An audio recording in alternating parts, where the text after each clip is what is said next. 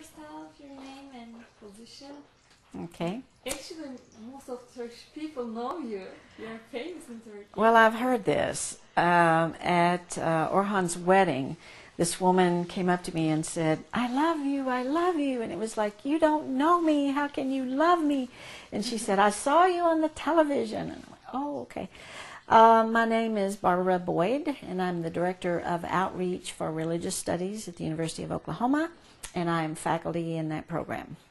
And so my work includes teaching, but it also includes doing outreach into the community and building bridges of interreligious dialogue with various groups. Okay. And this is your second trip to Turkey. Yes, it was. Yes. And it won't be my last. Yes. Hopefully. And what was Inshallah, right? Inshallah. That's right. And what were your expectations from this trip? Oh.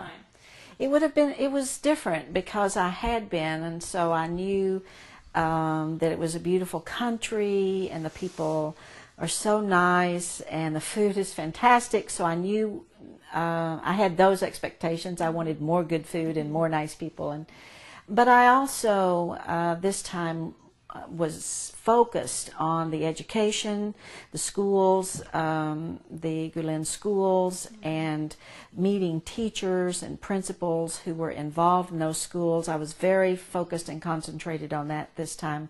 Whereas when I went before, I went more like a tourist as they showed me the schools, and I saw Ephesus and Ankara and Istanbul. That was wonderful. But I wasn't yet aware of how important the schools were and what an amazing job they're doing. So this time I was very concentrated on asking questions about the school and meeting the people and paying attention to what the schools are doing. And this time you took some of your friends and... We took our students and our faculty. Some of the people I didn't know, they became friends on the trip, but we took, I think, 7 students and 5 faculty, and we were again trying to discern what the Gulen schools are that could help us on our campus, on the University of Oklahoma campus. We wanted to know what in that model of education that we can bring back. So that's why I chose students and faculty. Yes.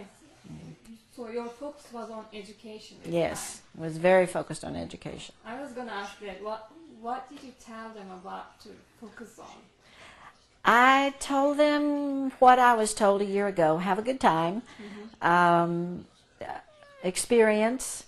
But then I did tell them just a little, not very much, that we were going to visit schools and meet the children and the teachers and the leaders and the sponsors who are so important.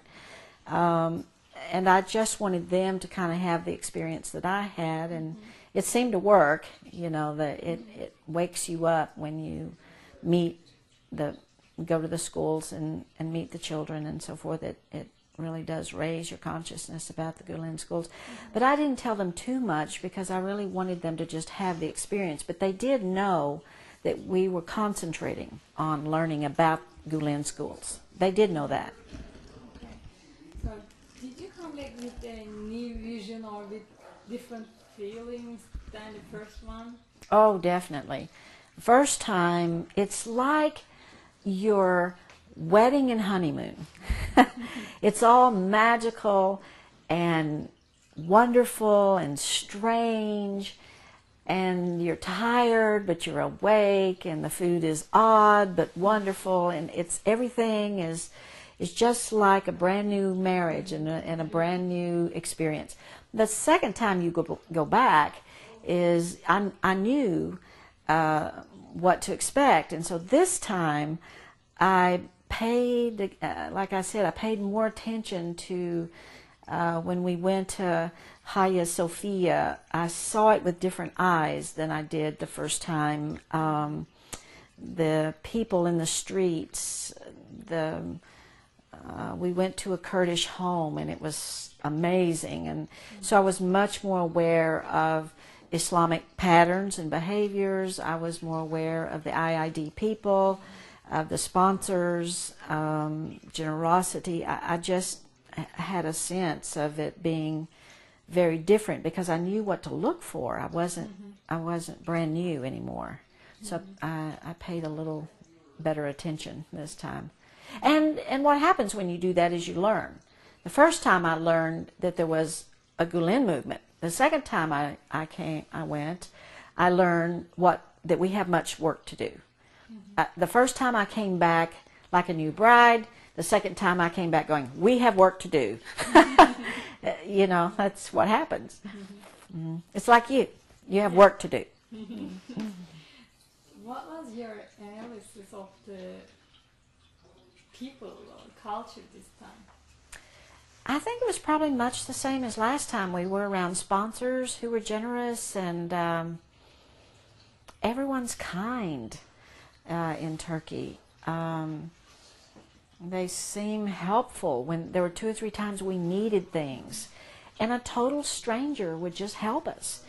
And so again, there just seems to be this ethos in Turkey of being very helpful and generous and humble and kind. So that was the same. Again, I think what might have been different is I questioned people and asked about things, whereas before I didn't know what to ask. Like I asked a principal in a school, I said, why are your children so different? What is this ethical education?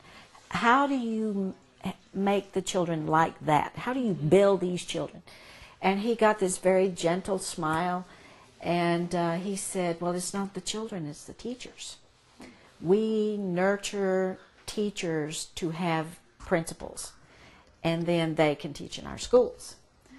And so it made sense that the model in the Gulen schools is not focused so much on the children. They're the product. It's focused on the teachers that teach in the school. Well, that was different for me because last time all my focus was the children because they were amazing. But this time it was like, okay, how did the children get like that? Oh, it's the teachers and the principals, the sponsors. So I questioned those people this time, and it was very different. And they were very kind and generous and very humble people. So what did struck you most this time? What struck me the most? I don't know if you really want me to talk about that. Muhammad Chetan shared a lot of information this time that was troubling about the struggle between the government and the military and the state and the schools and the private schools and the public schools. And so this time I learned more about Turkey that was not so perfect, you know, that it's a country and it has leaders and it has politics and there's struggle.